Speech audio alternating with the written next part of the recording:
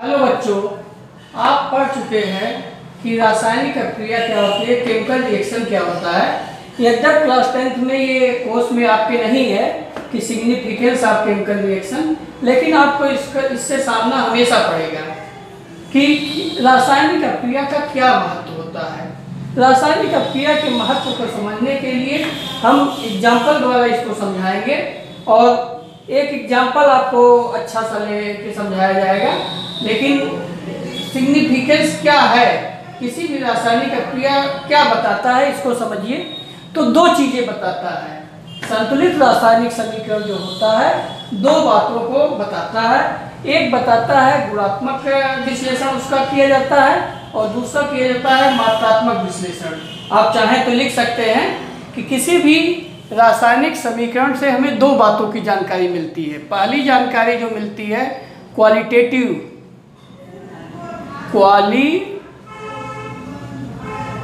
Information,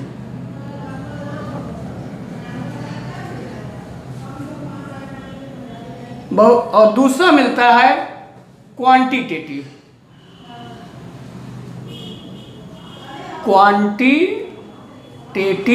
information.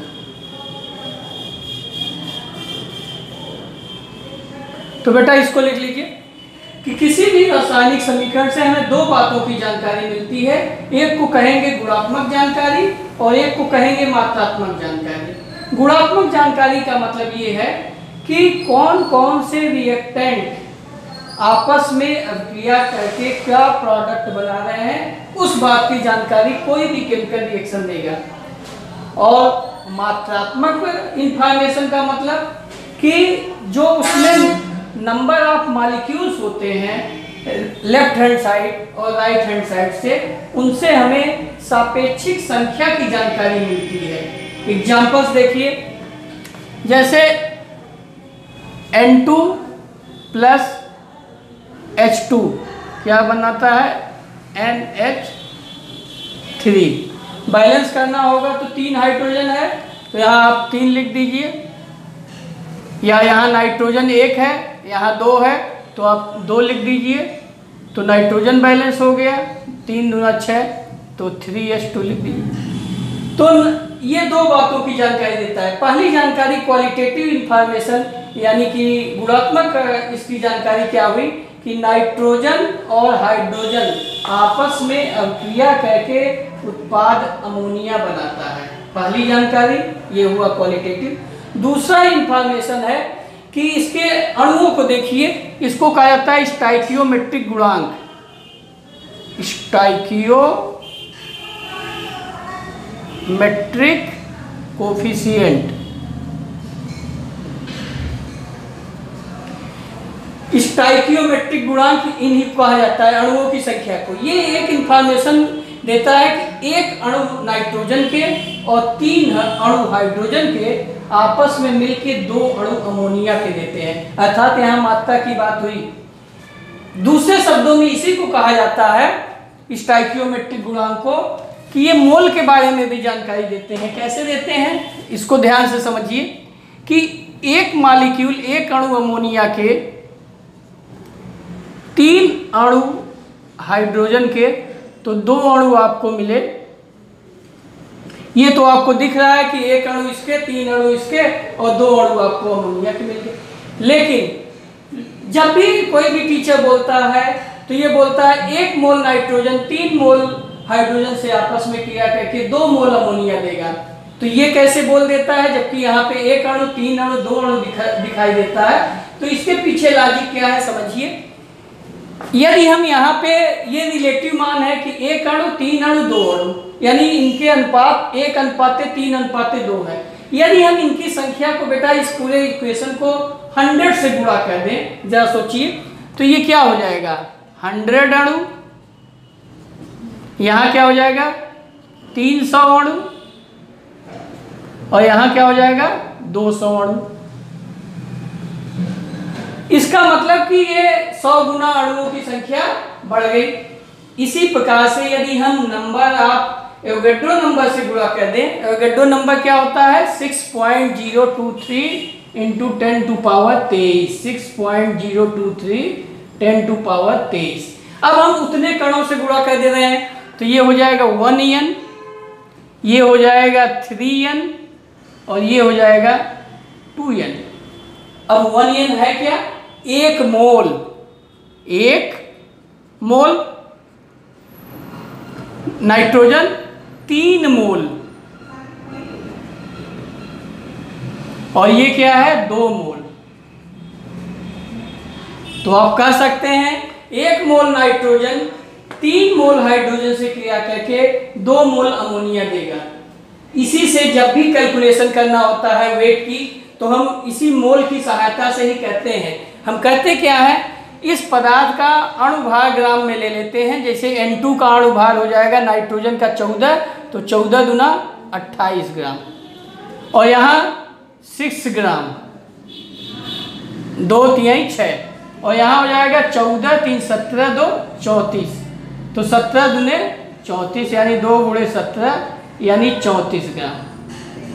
तो एक rule बन गया कि 28 ग्राम, अगर मान लीजिए नाइट्रोजन और अमोनिया के बारे में केवल पूछे कि मान लीजिए इसको दे देता कि 1 किलो अमोनिया, 1 किलो नाइट्रोजन से कितना अमोनिया प्राप्त हुआ, तो 1 किलो नाइट्रोजन मतलब 1 किलो का मतलब 1000 ग्राम।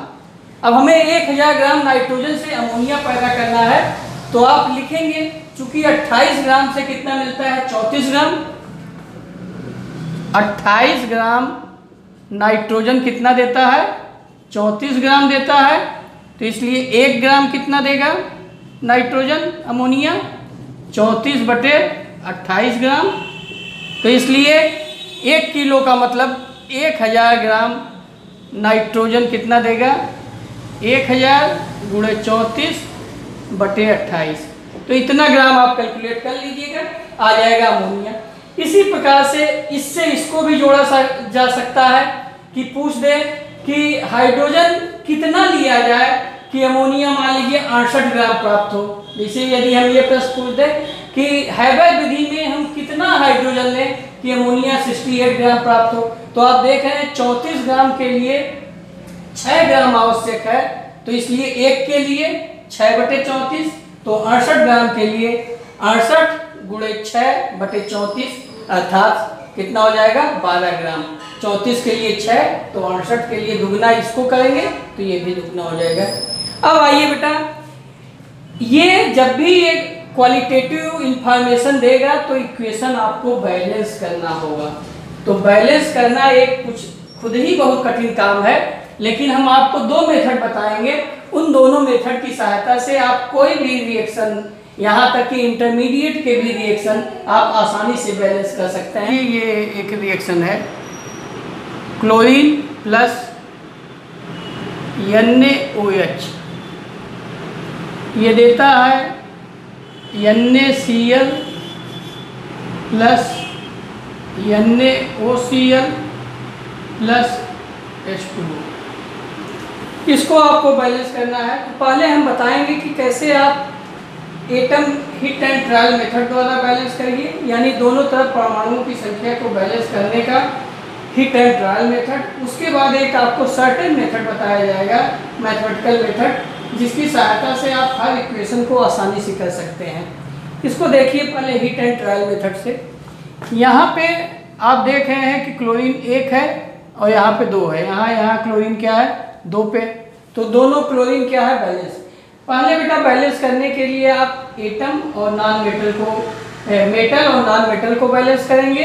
अंत में आप ऑक्सीजन और हाइड्रोजन को बैलेंस करते हैं। क्रम यही होना चाहिए, मेटल, नॉन मेटल, इसके बाद ऑक्सीजन और अंत में हाइड्रोजन।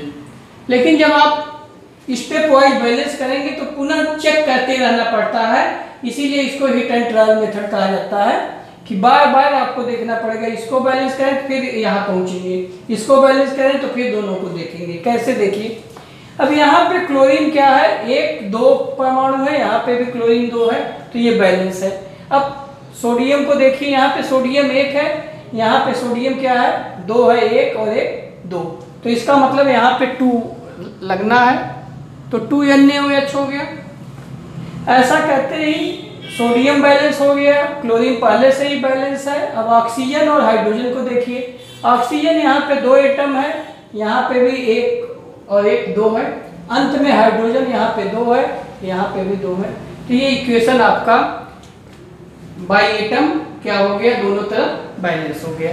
यही रिएक्शन इसको गर्म एवं शांत कर देते हैं, ये ठंडा एवं तन में ये रिएक्शन देता है। इसी को यदि गर्म एवं शांत कर दिया जाता है तो ये आपका प्रोडक्ट बदल जाता है, यहाँ बन जाता है NaClO3। इसको कहते हैं सोडियम क्लोरेट, NaClO3 बन जाएगा। और अब इसको मिटा दीजिए, पुनः बैलेंस करिए। ये गर्म एवं शांत, हॉट एवं कंसंट्रेटेड। और पहला जो रिएक्शन था वो था कोल्ड और डाइल्यूट NaOH की उपस्थिति में। क्लोरीन यहाँ पे देखिए, क्लोरीन 1 और 1 2 बैलेंस है, क्लोरीन को नहीं कुछ करेंगे। अब आइए सोडियम, सोडियम यहाँ पे 1 है, यहाँ पे सोडियम 2 है, तो हम यहाँ पे 2 लिख सकते हैं, 2 लिख दीजिए। ऑक्सीजन यहाँ पे 2 है, यहाँ वहाँ पे ऑक्सीजन कितना है, 3 और 1 4 है। इसका मतलब यहाँ पे हमको 4 लिखना होगा, तो आप इसको 4 लिखिए। 4 लिखने के बाद जब आप यहाँ पे 4 लिखेंगे, अब ऑक्सीजन बैलेंस हो गया, फिर आपका सोडियम गड़बड़ हो गया, क्योंकि सोडियम यहाँ पे अब 2 है और यहाँ पे सोडियम क्या है, 4 है। तो इसका मतलब है कि आप इसको यहाँ सोडियम को फिर अब बैलेंस करिए। तो यहाँ देखिए बैलेंस करेंगे सोडियम को तो 1 2 3 एटम डिस्टर्ब होगा, तो हम इधर से बैलेंस करेंगे। तो यहाँ पे आप लिख सकते हैं 3 NaCl, तो यहाँ 3 लिख देंगे, यहाँ 1 हो जाएगा, तो लिख दीजिए यहाँ 3। अब फिर सोडियम बैलेंस हो गया, 3 1 4, यहाँ पे 4 हो गया। क्लोरीन यहाँ पे 2 है और यहाँ पे 3 और 1 4, तो इसका मतलब यहाँ पे क्लोरीन हमको क्या लिखना होगा, 2। तो क्लोरीन बैलेंस हो गया, नाइट्रोजन बैलेंस, सोडियम बैलेंस हो गया। ऑक्सीजन इधर देखिए 4 है, तो 3 और 1 4। हाइड्रोजन कितने हैं, 4 है, और यहाँ पे क्या है, 2 है। इसका मतलब हाइड्रोजन नहीं बैलेंस हुआ। जब आप हाइड्रोजन को यदि आप बैलेंस करेंगे तो निश्चित है कि पुनः हाइड्रोजन को बैलेंस करने पे ऑक्सीजन गड़बड़ हो जाएगा, तो पुनः एक बार आप आएंगे बैक। यदि आप हाइड्रोजन यहाँ बैलेंस कर रहे हैं 2, यहाँ तो 4 को यदि आप यहाँ 2 लिखेंगे तो ऑक्सीजन हो जाएगा 3 2 5 हो जाएगा। इसका मतलब ये बैलेंस नहीं होगा। अब इसको तब और आगे बढ़िए, तो 4 के बाद इसको आप बढ़ने के लिए 5 देख सकते हैं, 6 देख सकते हैं। क्योंकि यहाँ ये 3 है बेटा, तो 3 और 2, तो आप देखेंगे कि इसको अब आप 6 से करिए तो आ जाएगा। यहाँ पे आप यदि आप 6 करते हैं, इसको अब मिटा दीजिए, पुनः बढ़ा लीजिए, 6 हो गया। 6 NaOH हुआ, तब अब क्या हुआ, ऑक्सीजन यहाँ पे 6 हो गया, यहाँ पे ऑक्सीजन 3 और यहाँ पे आप 3 रख सकते हैं, तो 3H2O, तो ऑक्सीजन हाइड्रोजन बैलेंस हो जाएगा। तो यहाँ लिख दीजिए 3H2O। ऑक्सीजन हाइड्रोजन बैलेंस हो गया। NaCl, अब फिर Na गड़बड़ हो गया, यहाँ पे 6 है और वहाँ पे कितना है, 3 1 4, तो यहाँ पे आप 5 लिख दीजिए, तो 5 Na और 1 Na, 6 Na हो गया। क्लोरीन यहाँ पे कितना है, 2 और यहाँ पे 5 1 6, तो 3 लिखना होगा। अब देखिए पुनः एक बार चेक करिए, 2 3 6, 5 क्लोरीन 1 6 क्लोरीन, सोडियम 6 5 Na और 1 6 Na, ऑक्सीजन 6 3 और 3 6, हाइड्रोजन 6 और हाइड्रोजन 6। इसको हिट एंड ट्रायल मेथड इसीलिए कहते हैं कि जब आप एक बैलेंस करते हैं तो दूसरा गड़बड़ हो जाता है, लेकिन पुनः अंत में एक संख्या आएगी जिसपे कि सब बैलेंस होंगे। अब एक और देखिए सवाल,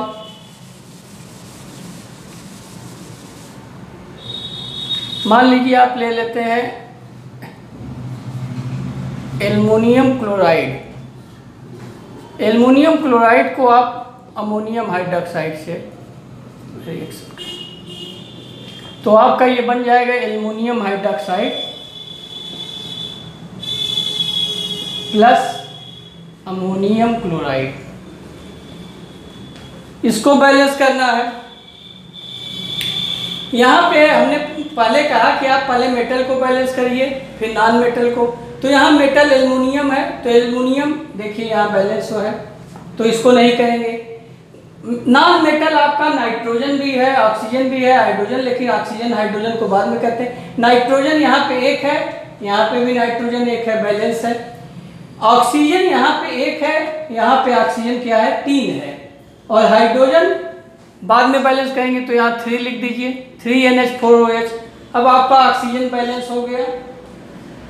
अब इसके बाद हाइड्रोजन का नंबर आता है। हाइड्रोजन यहाँ पे 3 चौका 12 और 1 3 15 यहाँ पे है, और यहाँ पे कितना है 3 और 4 7 है। तो अब नाइट्रोजन यहाँ गड़बड़ हो गया, 3 लिखने पे यहाँ हो गया 3, तो 3 चौका 12 और 3 15। देखिए सब कुछ बैलेंस हो गया। एल्युमिनियम 1, क्लोरीन 3, क्लोरीन यहाँ पे 3, नाइट्रोजन 3, हाइड्रोजन 3 चौका 12 और 3 15, तो 3 चौका 12 और 3 15, ऑक्सीजन 3। तो इस प्रकार से हिट एंड ट्रायल मेथड द्वारा ये बैलेंस हो गया। एक और आप रिएक्शन देखिए, जैसे लेड नाइट्रेट है, लेड नाइट्रेट पोटेशियम आयोडाइड से जब रिएक्शन कराया जाता है, ये सब बेटा अभी आप पढ़ेंगे रासायनिक अपक्रियाओं के प्रकार में। ये डबल डिस्प्लेसमेंट रिएक्शन के एग्जांपल्स हैं, ये भी डबल डिस्प्लेसमेंट के रिएक्शन के एग्जांपल्स हैं। ये अभी बनेगा, ये प्रेसिपिटेट बनता है, वाइट कलर का प्रेसिपिटेट बन जाता है।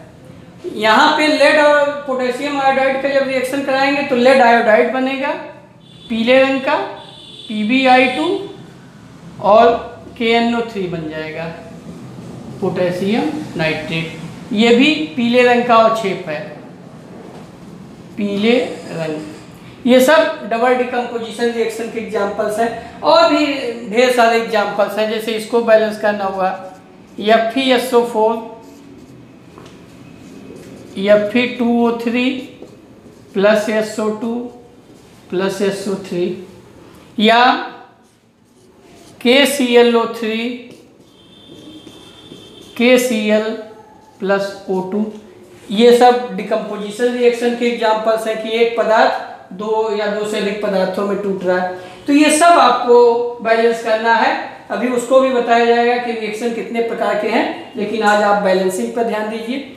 ये लेड नाइट्रेट पोटेशियम आयोडाइड से रिएक्शन करके लेड आयोडाइड और KNO3 बना रहा है।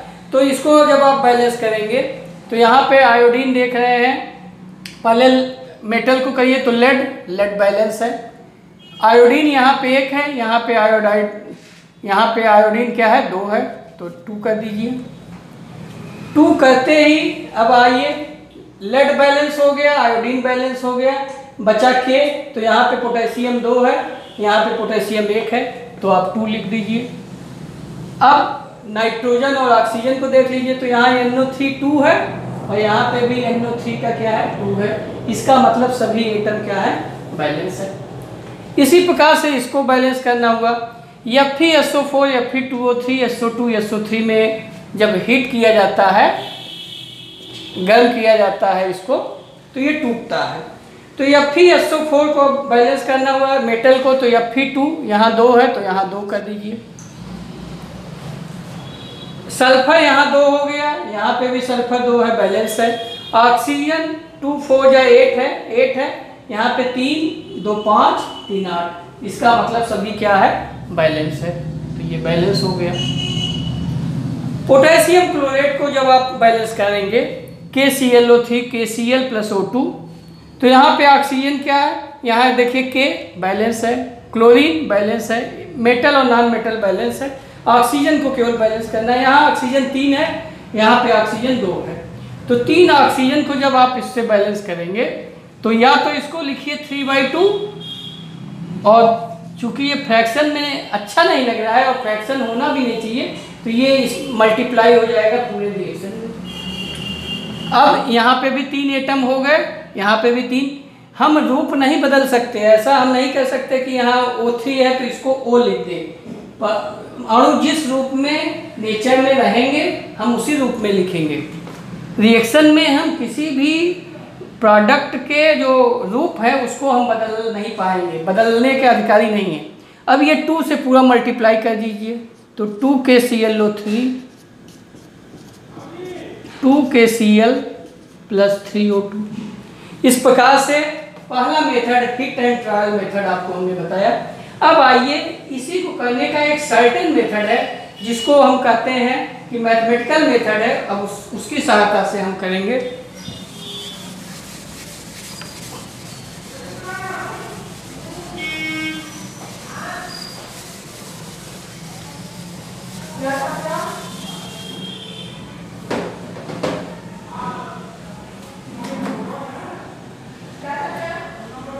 जैसे देखो,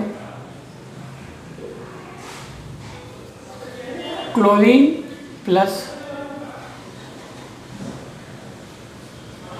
NaOH हमने बनाया NaCl प्लस NaOCl प्लस। जब इसको आपको बैलेंस करना होगा, हमने कहा मैथमेटिकल करिए, तो यहाँ A मान लीजिए, यहाँ B मान लीजिए, यहाँ C, यहाँ D, यहाँ E। तो इस प्रकार से अब हम क्या करेंगे, दोनों तरफ सेम परमाणुओं की संख्या को बराबर करेंगे। इस प्रकार से समीकरण बनेगा। A क्लोरीन को आप बैलेंस करिए, तो इधर क्लोरीन कितने हैं 2 है, और इधर क्लोरीन कितना है C + D। पहला इक्वेशन हो गया। दूसरा देखिए, अब सोडियम के लिए देखिए, इधर सोडियम B एटम है, इधर सोडियम के कितने एटम हैं C + D। ऑक्सीजन के लिए अब देखिए, B बराबर, इधर B है, इधर एटम कितने हैं 1 × D यानी D + E है। हाइड्रोजन के लिए इधर B एटम है और उधर कितने हैं 2E। जब भी बेटा आपको ABCDE इक्वेशन बनाएंगे तो आप देखेंगे कि जितने उसमें गुणांक होंगे हमेशा उससे कम ही इक्वेशन बनेगा। इसके पीछे लॉजिक ये है कि रिलेटिव नंबर बताता है, और हम जितने इक्वेशन होते हैं उतने अननोन राशियों को जब उतने इक्वेशन मिलते हैं तभी का सॉल्व कर पाते हैं। इसका मतलब है हम इसको सॉल्व डायरेक्टली नहीं कर पाएंगे, यानी किसी न किसी एक को मानना पड़ेगा, उसकी सहायता से अन्य का मान निकाल सकते हैं। तो हम इसमें किसको माने ये आपकी मर्जी के ऊपर है, लेकिन हम उस गुणांक को मानते हैं जो ज़्यादा जगह पे हो, क्योंकि उसकी सहायता से आपका इक्वेशन सरल हो जाता है। तो हम यहाँ मान लीजिए D बराबर 1 मान लिए, D बराबर 1 हमेशा 1 माना जाता है, और उसी हिसाब से अन्य जो कोफिशिएंट हो गए आ जाएंगे। तो जब आप D बराबर 1 माने तो देखिए ये B वाला कोई भी इक्वेशन देखिए, अब ये कन्वर्ट हो जाएगा D बराबर 1 मानते ही। B बराबर आपका हो गया 1 + E, और यहाँ से B बराबर हो गया 2E। तो इन दोनों की सहायता से आप 2E बराबर हो गया 1 + E, दोनों भी सेम है, तो E बराबर हो गया 1। E बराबर 1 होते ही B का मान क्या आ गया 2। तो 3 मान आपको प्राप्त हो गए। अब आपको 2 मान और प्राप्त करने हैं, तो इसमें वैल्यू रख दीजिए। B बराबर C + D, B बराबर C + D। तो B का मान क्या है 2, C का मान क्या है निकालना है, और D का मान 1, तो C का मान क्या आ गया 1। तो 4 मान आपको प्राप्त हो गए, B, D, E और C। A का मान अब देखिए इसमें पहले समीकरण में रख दीजिए, तो 2a बराबर c का मान क्या है 1 और d का मान क्या है 1, तो इसलिए 2a बराबर 2 यानी a बराबर 1। तो इस प्रकार से आपको पांचों मान प्राप्त हो गए। a बराबर 1 रख दीजिए यानी इक्वेशन है Cl2। b का मान कितना है 2 तो 2NaOH। c का मान कितना है 1, यहां से देखिए NaCl प्लस d का मान कितना है 1 NaOCl और E का मान कितना है 1 तो H2। तो इस प्रकार से ये मैथमेटिकली सॉल्व हो गया। अब आइए थोड़ा और कठिन सवाल देखते हैं।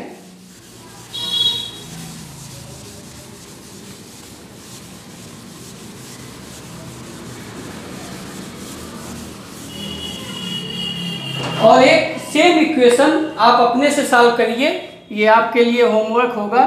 Cl2 plus NaOH NaCl plus NaClO3 plus H2O, इसको आप स्वयं हल करेंगे। अब एक हम और बताने जा रहे हैं,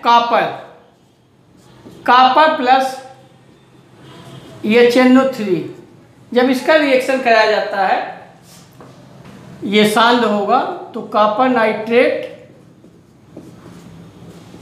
प्लस NO2 प्लस H2O। ये कठिन सवालों में है बेटा, इसको सॉल्व करने के लिए हाई स्कूल में नहीं मिलेगा, इंटर वाली किताबों में मिलेगा कि कॉपर का रिएक्शन नाइट्रिक एसिड से कराने पे ये मिलता है। एक और इसी का रिएक्शन है कि कॉपर HNO3 यहाँ पे NO2 के स्थान पे NO हो जाएगा और उसको आप सॉल्व करेंगे। हम एक बता रहे हैं, यहाँ पे यदि मैथमेटिकल करना है तो A B C, यहाँ C कॉपर ये है तो आप चाहे तो X मान लें, यहाँ Y मान लें, यहाँ Z मान लें। अब कॉपर के लिए आप दोनों तरफ देखिए, A बराबर X,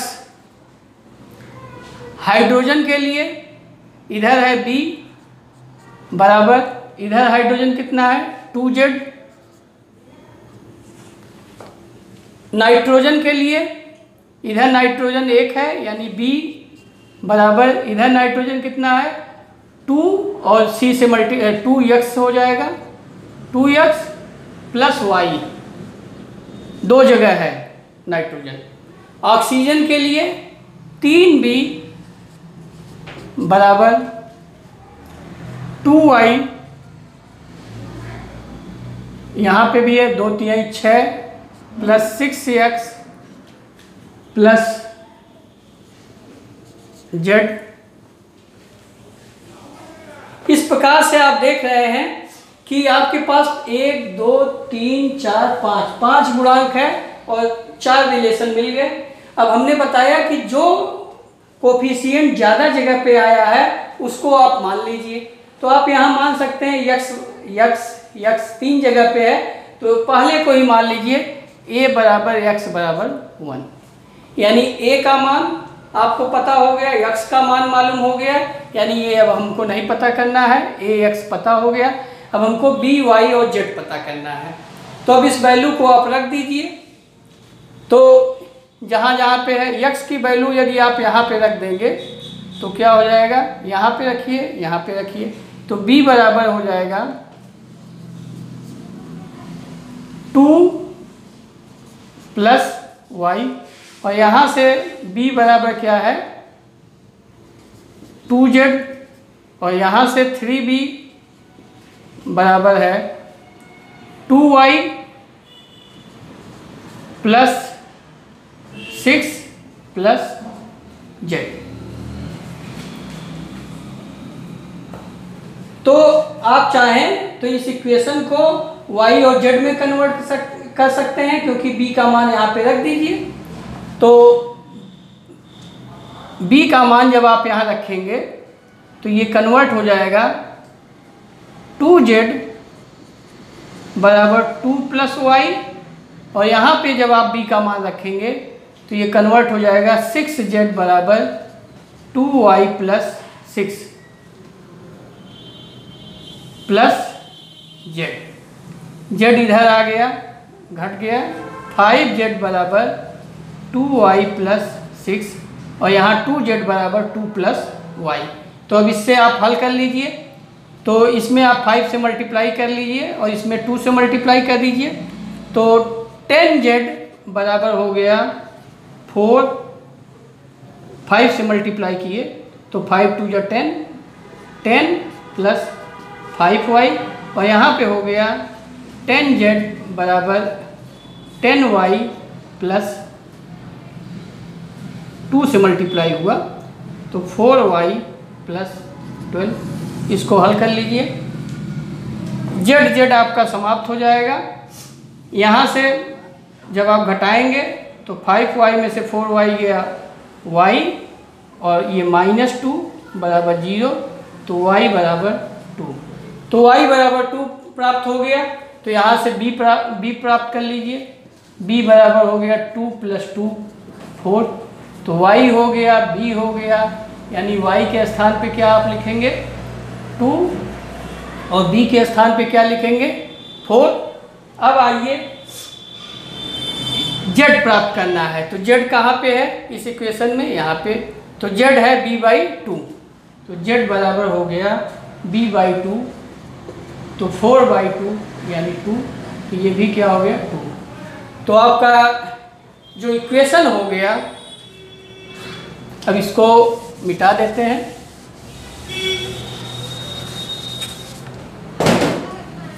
इक्वेशन हो गया a का मान कितना था 1 आया था तो 1 लिख लीजिए और a और x को 1 1 माने थे तो 1 प्लस 4 HNO3 कॉपर नाइट्रेट, यहाँ पे आया 2NO2 प्लस 2H2O। बैलेंस अब देख लीजिए, एक बार मिला लीजिए फिर।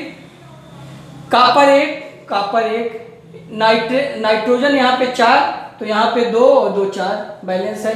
ऑक्सीजन 4 3 जा 12, यहाँ पे 3 2 जा 6 और यहाँ 4 6 4 10 और 2 12। हाइड्रोजन यहाँ पे 4, यहाँ पे 4। तो इस प्रकार से ये आपका इक्वेशन क्या हो गया बैलेंस हो गया।